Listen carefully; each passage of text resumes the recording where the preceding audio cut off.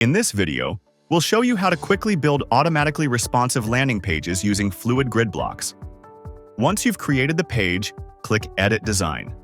Then click Insert Block, select Fluid Grid Block, and choose your grid layout.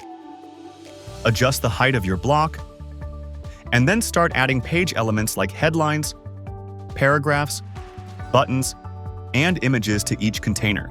Then customize your headlines and CTA, from colors to font styling. After that, go to your settings. Align your elements and add your final touches, like getting your padding right, making any last height and placement adjustments, designing and positioning your image how you like, spacing your elements evenly, and setting your background color.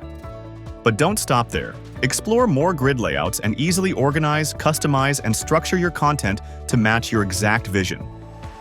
We recommend playing around with the powerful settings to build professional-looking layouts in seconds. Once you're done, switch to your mobile view. All fluid grid blocks automatically adapt and scale to any screen size with the ability to still make edits if you want. That's all it takes. Check out our other video tutorials and visit instapage.com to get your 14-day free trial today.